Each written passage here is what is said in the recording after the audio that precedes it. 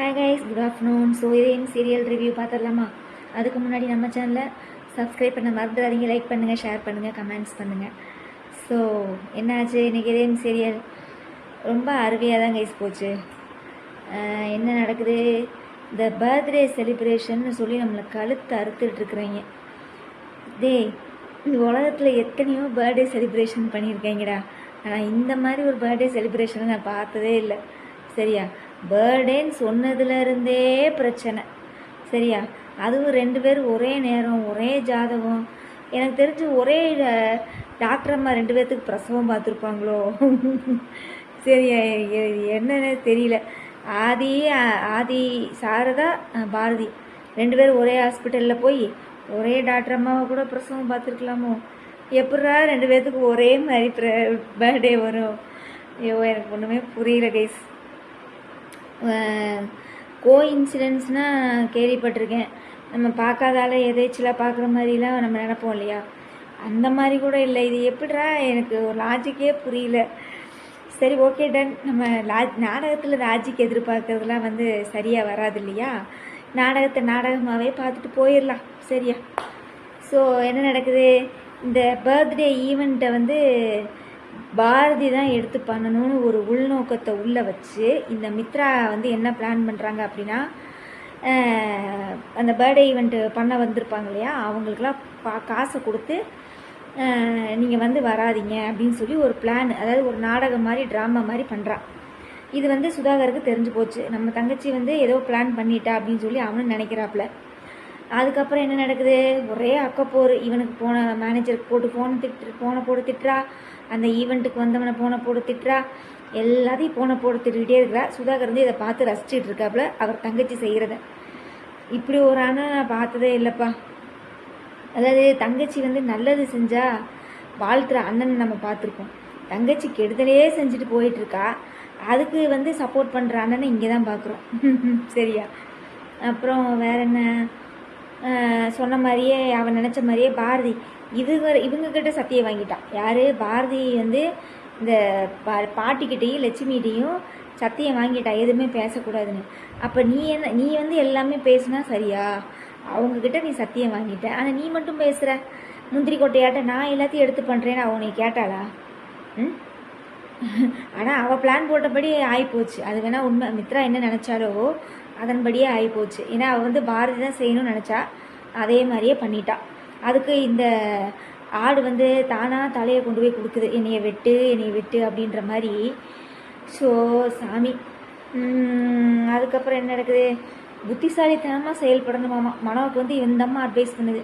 நீ முதல்ல புத்திசாலியாக இரு ராசாத்தி, கூமுட்டை. நீ ஒரு கூமுட்டை. உன் பேச்சை நம்பிக்கிட்டு அந்த லட்சுமியும் சாரதாவும் போடுற பாடு இருக்குவார். சூப்பராக இருந்தது. இன்றைக்கி 2 பேரும் பேசின விதம் நல்லா இருந்துச்சு. எப்படியும் நீ எங்களுக்காக பதில் வச்சுருக்க போகிற, அதையும் சொல்லிடு அப்படின்னு சொல்லி அந்த பாட்டி சொல்லிச்சு பாருங்க. கரெக்டாக தான் இருக்குது. எப்படியும் ஏதாவது ஒரு பதிலை சொல்லி எங்கள் வாயை அடைச்சிருவேன். அதுக்கு டக்குன்னு லட்சுமி நீ என்ன நாங்கள் என்ன பேசினாலும் நீ எங்களுக்கு தடை தான் செய்ய போகிற, தடை தான் சொல்ல போகிற. உனக்கு என்ன? நாங்கள் வேலை செய்யணும் அப்படி தானே அப்படின்னு சொல்லிட்டு 2 பேரும் அவள் ஏதாவது சொல்கிறதுக்கு முன்னாடி நம்மளே போய் அந்த வேலையை செஞ்சிடலாண்டா அப்படின்னு சொல்லிட்டு 2 பேருமே கிளம்பிட்டாங்க. மனோவும் பார்த்தீங்கன்னா, மனோவுக்கு அப்படியே உச்சக்கட்ட கோவத்தில் இருக்கார். ரொம்ப நாளைக்கு 2 மாதம் கழிச்சு நாடகத்துக்கு வந்துக்கிட்டு இப்போ உச்சக்கட்ட கோவத்தில் இருக்கார் நொக்காவை காப்பாற்றுறதுக்கு. சரியா? நொக்கா அதை அவங்க ஒக்காக்காரி என்ன சொன்னாலும் அதுக்கு ஒரு இது பண்ணிக்கிட்டே இருக்கிறான். ஆனால் மனோ அந்த அந்த இவளை பார்க்கணும்னு நினைக்கிறேன். மித்ராவோட ஃப்ரெண்டு ஒருத்தர் இருந்தா பாருங்க. பேர் லதாவா? லதான்னு தான் நினைக்கிறேன். தெரியல, லதா தான் நினைக்கிறேன். அவளை பார்த்தா தான் உண்மை வெளியே வரப்போகுது. ஆனால் அன்னைக்கு உண்மை தெரிஞ்சிச்சுன்னு வச்சுக்கோங்களேன், மித்ராக்கா தான் கடைசினார். மனோ கையால் தான் அவளுக்கு சாவே. புரியுதுங்களா? ஆனால் அந்த உண்மை தெரியாத வரைக்கும் தான் மித்ராவோட ஆட்டம் இப்படி இருக்கு. சரியா? தான் அக்காவுக்கு சாவுக்கு காரணமாக மித்ராவா அப்படின்னு தெரிஞ்சிச்சுன்னு வச்சுக்கோங்களேன், அன்னைக்கு இருக்குது மித்ராக்கா தான் கடைசி எண்டு நாள் அப்படின்னு வச்சுக்கலாம். அது வரைக்கும் தெரிகிற வரைக்கும் மித்ராவோட ஆட்டம் நல்லா ஆடிக்கிட்டே இருக்கட்டும். அந்த மாதிரி தான் இருக்குது. அப்புறம் வேற என்ன? நம்ம வனிதா மேடம் பண்ணிட்டாங்க. ஆட்டோலேருந்து இறங்கும் போதே எல்லாத்துக்குமே ஒரு டெரரான சீன் கிரியேட் பண்ணியிருப்பாங்களாட்டு இருக்குது. ஏதாவது நாடகத்தில் புது கேரக்டர் உள்ளே வரும்போது ஒரு டெரரான சீனு அடிக்கிற மாதிரி, யாரையா போட்டு வெளுக்கிற மாதிரி, சரி இல்லைன்னா பெரிய அந்த அண்ணாவில் வந்து ஒரு போலீஸ் ஆஃபீஸர் வந்து போலீஸ் அம்மா வந்துச்சு பாருங்கள், அந்த அம்மா ஆளையே காணோம். போனது தான், அதுக்கப்புறம் ஆளையே காணோம். சூடாமணி அம்மாட்ட வந்து பேசிச்சு, அதோட சரி, அதுக்கப்புறம் போச்சு. அப்புறம் வேற என்ன, வந்த உடனே பாரதிக்கிட்ட வம்புழுக்க ஆரம்பிச்சிட்டாங்க. சரியா? அப்புறம் வீட்டில் வந்து ஒரே ரகலை. என்னையை பார்த்து இவ யாருன்னு கேட்டா அப்படின்னோடனே, இல்லை அவங்களுக்கு தெரியாது, நான் தான் உங்களுக்கு உதவிக்காக நான் வந்து இவங்களை வர சொல்லியிருக்கேன் அப்படின்னு சொல்லும்போது எல்லாம் அப்படியே பார்க்குறாங்க கைஸ். அதோடு நிப்பாட்டியிருக்காங்க. இன்றைக்கி எபிசோடு அவ்வளோதான் முடியுது. பார்க்கலாம் இனி என்னென்ன பாரதி வந்து திட்டு வாங்க போகிறான்னு தெரியல. தேவைதான், அனுபவிக்கிட்ட இவளுக்கு தேவைதான். பேசாமல் உண்மையை சொல்லி புருஷனோட வாழ்கிற வழியை பார்க்குறத விட்டுட்டு தேவையில்லாத வேலை பண்ணிக்கிட்டு இருக்கிற அந்த கூமுட்டை பாரதி. சரியா? வேற என்ன? ஆமாம் கேஸ், நீங்கள் நல்லா கவனிச்சு பாருங்கள். தெப்பக்குளத்தில் அந்த கோயிலில் தெப்பக்குளத்தில் விழுவாங்கல்ல, அதான் இந்த அம்மா கூட வந்து காப்பாற்றும்ல, கேஜிஎஃப்பில் நடிச்சிருக்கிற மாளவிகா அம்மா வந்து காப்பாற்றும் இல்லையா? ஸோ தெப்பக்குளத்தில் உளுந்து உயிர் பொழைச்சி வந்துட்டான். இந்த அம்மா உண்மையை சொல்லி தான் ஜாக போகிறானா? உண்மையை சொன்னா தானே ஒரு டேர்னிங் பாயிண்ட், அதாவது ஒரு கதையில் ஒரு திருப்பு முனை ஏற்படும். இங்கே எந்த திருப்பு முனையும் ஏற்படாது. இந்த பர்த்டே செலிப்ரேஷனை வச்சே சனிக்கிழமை வரைக்கும் ஓட்ட போகிறாங்கன்னு மட்டும் நல்லா தெரிஞ்சு போச்சு. அதான் உண்மை. ஆக மொத்தம் இதயம் serial worst serial, waste of time. அப்புறம் வேற என்ன, உங்களோட நிறைய குறைகளை கமெண்ட்ஸில் சொல்லுங்கள். மற்ற சீரியலில் பொறுத்தளவு கார்த்திகை தீபம் கொஞ்சம் இதாக இருக்கிற மாதிரி இருக்குது. ஏன்னா அந்த பழைய தீபா நடிக்கும்போது ஒரு சீன் வந்துச்சு பாருங்கள். அவள் அப்படித்தானே ஒருத்தி உள்ளே வந்துட்டு துப்பாக்கி எடுத்து சுடும்போது அபிராமி அவங்க கார்த்தி அவங்க அம்மாவை சுற்றுவா இல்லையா?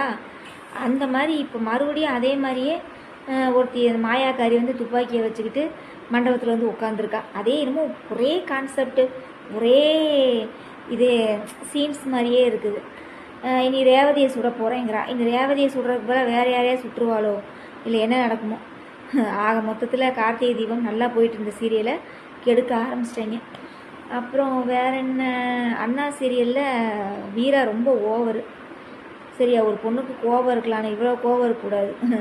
சரியா? அதுக்கு அந்த சிவபாலனை போட்டு கேவலப்படுத்துகிறாங்க நாடகத்தில். ரோட்லலாம் படுத்து உருண்டுக்கிட்டு இருக்கிறான் அவன் மனசை மாற்றுறதுக்கு. ஐயோ சாமி. வேற என்ன, கெட்டி மேளம் மகேஷ் தான் எல்லாம் பண்ணுறான்னு தெரியுது. புருஷங்கார சைக்கோன்னு தெரியுது. அப்புறம் எதுக்கு இவ வந்து அவளோட வாழ்ந்துட்டு இருக்கான்னு தெரியல அஞ்சலி. ஏசாம் வீட்டை பார்த்து அவங்க அம்மாக்கிட்டே போய் உட்காந்துக்க வேண்டியதானே. சும்மா உண்மையை கண்டுபிடிக்கிறேன், அதை கண்டுபிடிக்கிறேன், இதை கண்டுபிடிக்கிறேன் அப்படின்னு உண்மை மகேஷை பற்றிய உண்மை தெரிய வருமா நம்மகிட்ட கேட்டுக்கிட்டு இருக்கிறாங்க. இல்லை தெரிய வந்தால் என்ன, தெரிய வராட்டி எங்களுக்கு என்னடா, நீங்கள் நாடகத்தை எடுத்துகிட்டு போங்கடா, பார்க்குறது தானே எங்களோட தலையெழுத்து. அப்புறம் வேற என்ன, சந்தியா ராகம் அது ஒரு காமெடி நாடகம் மாதிரி ஆகிப்போச்சு. அதான் உண்மை, காமெடியாக தான் போட்டுட்ருக்குறாங்க சந்தியா ராகம். அவ்வளோ ஒன்றும் சீரியஸ்னஸ்லாம் இல்லை. இதுக்கு எதுக்குடா இந்த ஆரவார ஆகஸ்ட்டுன்னு வேறு விளம்பரம் வேறு? என்னடா ஆரவாரம்? ஒரு ஆரவாரம் இல்லையே. ஒரு எல்லா நாடகத்துலேயும் ஒரு சுதாரிப்பும் இல்லை, ஒரு மண்ணாங்கட்டியும் இல்லை. சரியா? எடுத்த சீனியை தான் எடுத்துக்கிட்டு இருக்கிறீங்க. அப்புறம் என்ன ஆரவார ஆகஸ்ட் இன்னும் செப்டம்பருக்கு ஏதாவது ஒரு கொண்டு வாங்கடா செப்டம்பரில். சரியா? ஐயோ சாமி, ஒரு ஆரவாரமும் இல்லை. அப்புறம் வேற என்ன, வீரா சீரியல் நீ விஜய் என்ன கூட்டையை குழப்ப போகிறான்னு தெரியல. ஏதோ வளைகாப்பு ஃபங்க்ஷன்லாம் வைப்பாங்களாட்டு இருக்குது. வீராங்கிறேன், விஜய் என்ன கூட்டையை குழப்ப போகிறான்னு தெரியல, வெயிட் பண்ணி பார்ப்போம். அப்புறம் வேற என்ன சீரியல், பாரிஜாதம் எப்போ வரப்போகுதுன்னு தெரியல. செப்டம்பர் 8 சொல்லியிருக்கிறாங்க, கீழே ஆடு போடுறாங்க. ஆனால் வந்து டைமிங் சொல்லலை, அதனால் வெயிட் பண்ணி பார்க்கலாம். அப்புறம் வேறு என்ன, மத்தியானம் போடுற சீரியல் வாரிசு சூப்பராக போயிட்டுருக்கு. அதுக்கப்புறம் எனக்கு தெரிஞ்சு சிபி வந்து தமிழை உண்மையாகவே விரும்பிடுவான்னு நினைக்கிறேன், அதான் நடக்க போகுது. அப்புறம் மனசெல்லாம் அது ஒரு ட்ராக்கில் போயிட்டுருக்குது. அதுக்கப்புறம் மௌனம் பேசியது, அந்த கதையில் வந்து துளசி யார் அப்படின்ற கேள்வி வந்து இன்னுமே போயிட்டு. நானாக வந்து முதல்ல மௌனம் பேசியதை ரிவ்யூ பண்ணும்போதெல்லாம் ஜனனிக்கு தான் சப்போர்ட் பண்ணுவேன். துளசியை கூட நான் திட்டி தான் பேசியிருக்கேன். ஜனனி அங்கே பைத்தியமாக இருக்கிறா, இவ இங்கே உட்காந்துட்டு இருக்கிறா அப்படின்லாம் கூட நம்ம பேசியிருக்கோம். ஆனால் இப்போ பார்த்தா துளசி தான் பாவமாக இருக்குது. ஜனனியை ரொம்ப கெட்டவளாக காமிக்கிறாங்க. என்ன நடக்க போகுதுன்னு தெரில. வெயிட் பண்ணி பார்ப்போம். சரியா? சரி, உங்களோட நிறை குறைகளை கமெண்ட்ஸில் சொல்லுங்கள். நம்ம நாளைக்கு ரிவ்யூவில் பார்க்கலாமா? நேற்று எல்லாம் விநாயகர் சதுர்த்தி நல்லா செலிப்ரேஷன் பண்ணிங்களா? சரி, ஓகே கைஸ், நாளைக்கு ரிவ்யூவில் பார்க்கலாம். ஓகே, பாய்.